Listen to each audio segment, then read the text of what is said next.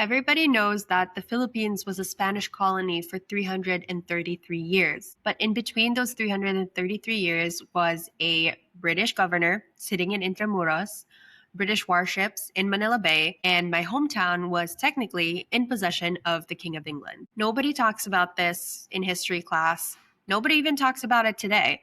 But today, we'll uncover the year and a half that Manila was owned by Britain.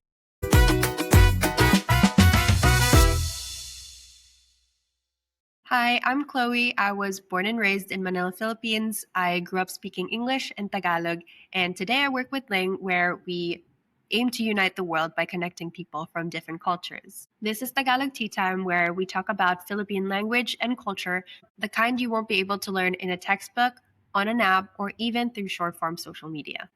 Today, we'll be talking about the 18 months where Britain ruled over Manila from 1762 to 1764 and why it matters, even though nobody talks about it today. Along the way, I'll be teaching you some Tagalog words. We'll be talking about why the British even came to Manila in the first place, and the word for this segment is Gera. Gera means war, and it came from the Spaniards too, which is pretty ironic considering that even our word for war is colonized. So this isn't actually about the Philippines at all. It was a side quest for the 7 Years' War in Europe.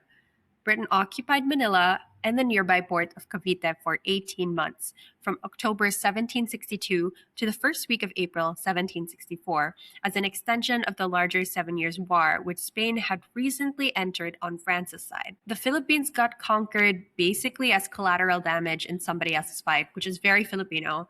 They just find themselves caught in between something. Going into how fast this actually fell. Going into our next Tagalog word, Kuta, which means fort or fortress. The greatest Spanish fortress in the Western Pacific fell almost embarrassingly quick. A British fleet with a force of nearly 6,900 men sailed into Manila Bay, and the Spanish defeat was in part due to neglect of the city's military preparedness and poor leadership.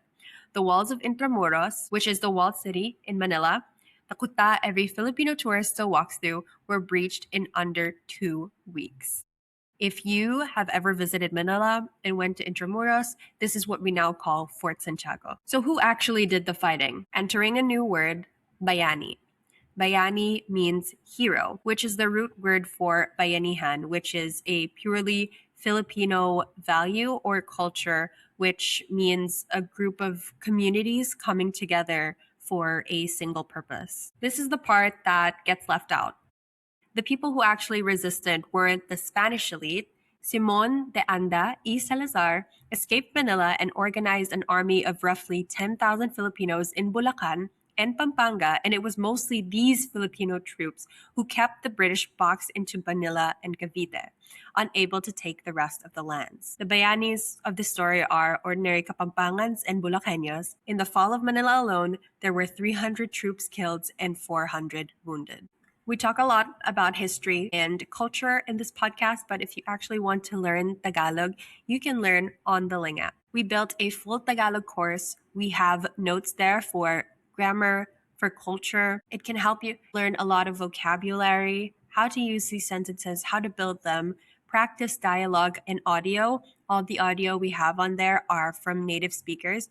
We hired professional voice actors with real Tagalog accents, so you can listen to how it should actually sound like. If you're interested in learning Tagalog, you can click the link in the description below. If you're watching on YouTube, to download it today. If you're listening on Spotify, you can also click the link in the episode description or the podcast description. Going into our next segment is our new word, Traydor. I think you can guess what it means. If not, it means traitor. The British tried to spark a rebellion against Spain to help themselves. The British had promised Diego Silang military help if he revolted against the Spanish in the Ilocos region, but the help never came. Silang was killed by his own associates, and his wife, Gabriela Silang, took the leadership before being captured and executed by the Spanish. The word traidor carries the whole tangle. Who betrayed whom here? Britain used and abandoned Silang. Gabriela Silang, meanwhile, is one of the few names from this era of Filipinos we do know as one of the first women to lead a revolt. The next word we're going to teach is Apelyido. which means last name, surname, family name. There's a popular belief floating around that British surnames in the Philippines come from this occupation, but it's a bit more nuanced than that. The reason is almost certainly not the 18th month British stay. The mass assignment of surnames to Filipinos came from the Spanish Claveria decree in 1849, nearly a century later, when a catalog of surnames was handed out. So the occupation is a great story, but don't credit it to your apelyido. The Philippines was never just one story of one empire.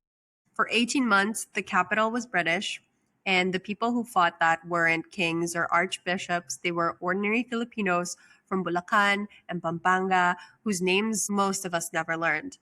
When you hear a word like Gera or Bayani, you should be thinking about the Philippine history that comes with these words. They should carry weight. Thank you so much for tuning in to this short and sweet episode of Tagalog Tea Time. We release new episodes every Thursday. Again, if you're interested in learning Tagalog, you can click the link in the description if you're listening on YouTube, Spotify, or anywhere you get your podcasts. Salamat sa inyong lahat and see you in the next one.